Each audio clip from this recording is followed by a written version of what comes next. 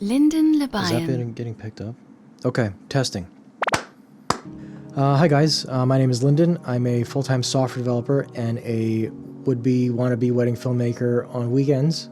And today I want to do a short video about dynamic range boost on the GH6. Spoiler, this is actually a really terrible video. CVP did an incredibly thorough and in-depth look at dynamic range boost. You should definitely check that out. It's a super long video, but really informative. This video will not be that. So the way I'm approaching dynamic range boost is really I just want to see an image. Let's say I'm exposing for a subject in a situation where I don't control light. How does it look in the highlights? How does it look in the shadows? And am I okay with it in the end? That's essentially what I'm trying to figure out. Maybe not low light, but let's say less than optimal light, or a lighting scenario where my subject isn't properly lit. Will dynamic range boost make things look better? Will it make things look worse?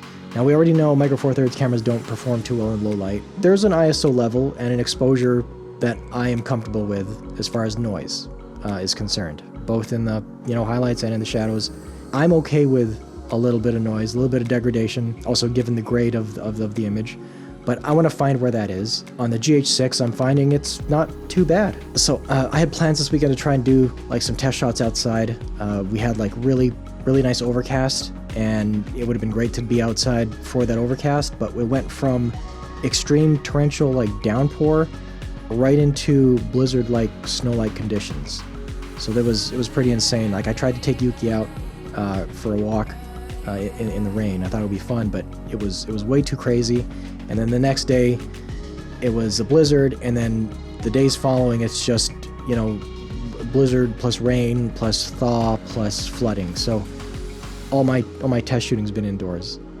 So what you're watching here is some test shots of my fiancée Brittany setting up like a DIY backdrop for a bridal shower, buying things, returning things, testing things out. What we got here is essentially a dim basement with dynamic range boost on, a 2000 ISO with the 18-35 wide open. This was shot in Vlog with a light grade applied. I'm using the gamut.io LUT conversion. This is what White and Reverie use as their Vlog conversion LUT. The image to me looks decent, like it looks good enough for me. It is definitely noisy.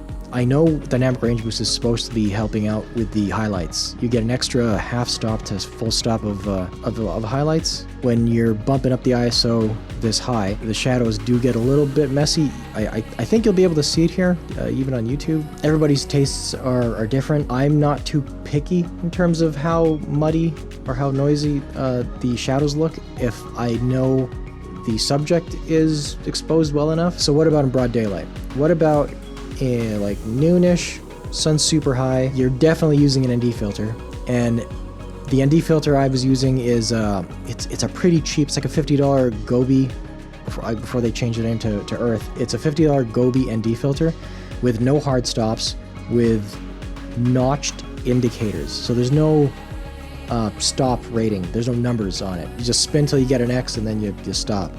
So this is fully cranked all the way to the darkest setting, and I still have to turn the exposure down a bit in post because it was just way too bright.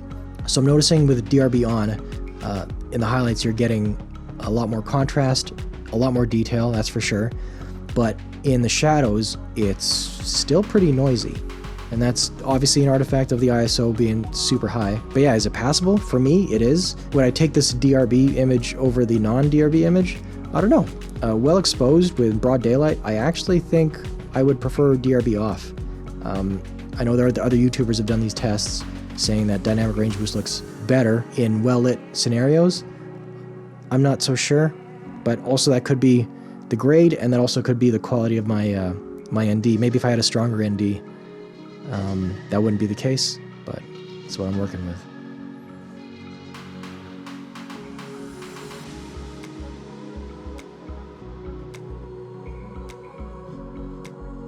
Okay, so what do I learn here? So I guess I'm walking away with these tests, just kind of realizing that I'm not as picky as a lot of the other YouTubers, and I guess I'm not as picky, maybe I should be. Like maybe I should be really caring about the quality of the shadows regardless of how well exposed my subjects are. I don't know, maybe Micro Four Thirds and shooting with the GH5 for so long, maybe I'm just used to expecting poor quality in the shadows, that regardless of how well I'm able to expose for the highlights, I'm always just expecting the shadows to be either super noisy or I intentionally bring them down to kind of alleviate some of that. So the last test here, I have Yuki during the storm facing the window. Bringing the shadows down with DRB on helps to alleviate a lot of that noise.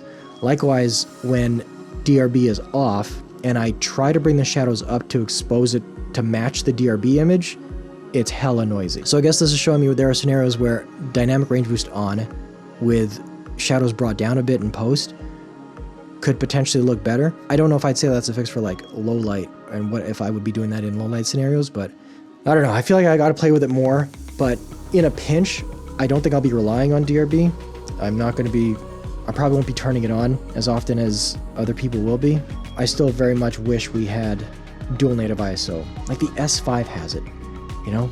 Even at 4000, the S5 has great low light performance. So where does that leave me? Based on my tests and my findings, I feel like dynamic range boost is not a fix for the low light. It's not advertised to be a fix for the low light. If anything, it's advertised to help retain highlights in well-exposed images. So for that, it's fine. Sorry, this video was kind of a disappointment. If anything, I also need a stronger or better quality ND filter for the 18-35. The Freewell ones are pretty awesome for my my native lenses, but whatever, we'll get into that another time. Thank you for coming back. If you're here for GH6 stuff, I'm probably not going to make too much content about the GH6 specifically after this one, but I am shooting weddings. I am going to be talking more about gear I use for weddings and my thoughts on being a wedding filmmaker and shooting weddings as a whole. So if you're into that, please come back and tune into my next videos. Okay, but that's it for now. Thanks, guys. Thank you for watching. I will see you in the next one. Bye-bye.